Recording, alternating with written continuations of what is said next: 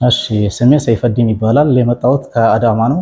ሎዛ የመጣሁት ያው የደም ግፊትም ስኳርም ጨምሯል ተብዬ በጭንቀት ባለውበት ሰዓት ሌሎች አማራጮችን ስፈልግ ሶሻል ሚዲያ እና ኤንቢሲ ላይ ፕሮግራም ነበራቸውና ድንገት ኤንቢሲ ላይ ያለውን ፕሮግራም በማየት ነበረ እስቲ ለሞክር ብዬ ስልካቸውን ስደውል አነሱልኝ። ማምጣት ያለብኝን ነገር ነገሩኝ። እኔም ሳላመነታ ማሟላት ያለብኝን ነገር አሟልቼ መጣሁኝ።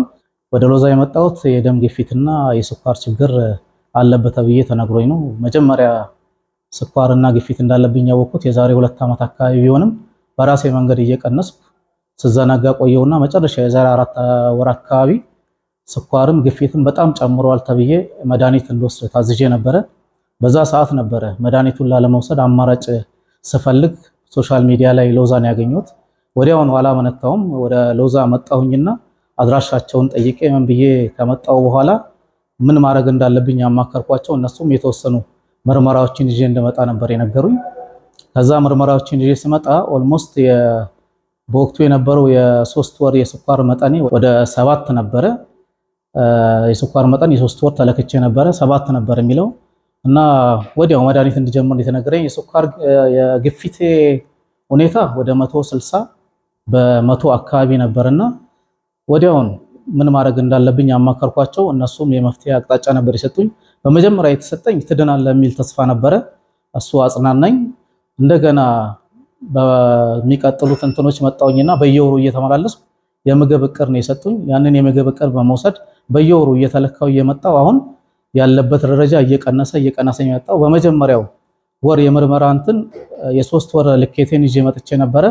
ከ7 ወዲያውኑ ነበር ወደ 5.6 በሚቀጥለው 5.3 እያለ ፋይናሊ አሁን 4ኛ ወር ላይ ነው ያለሁት 5.1 ሆኗል የ3 ወር ሂሞግሎቢን ውጤቴ።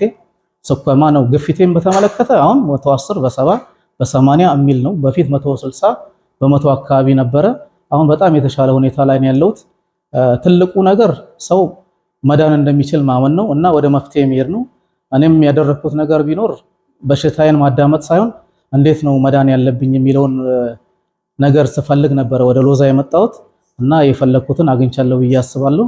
በዚህም ምክንያት የ4 ወር የተለያዩ የምግብ እቅዶችን ወስጄ ነው እንግዲህ ለዚህ ለውጥ የበቃሁት። መጨረሻ እንግዲህ በዚህ ሁሉ ሂደት ውስጥ ያው መመስገን ያለባቸው አካላት አሉ። በመጀመሪያ አላህን አመሰግናለሁ። አልሐምዱሊላህ ረቢል ዓለሚን በሽታን ብቻ ሳይሆን መዳኛ መፍትሄንም የሰጠን እሱ ነውና በመቀጠል ቤተሰቦቼን ነው አመሰግነው። በተለይ ባለቤቴ ደከመኝ ሰለቸኝ ሳትል እያንዳንዱን የምግብ እቅድ ከኔ በላይ ተከታትላ እያዘጋጀች በየጊዜው ሳይቋረጥ ለዚህ ደረጃ ያበቃችኝ እሷ ነችና በጣም ማመስገን የምፈልገው እሷን ነው።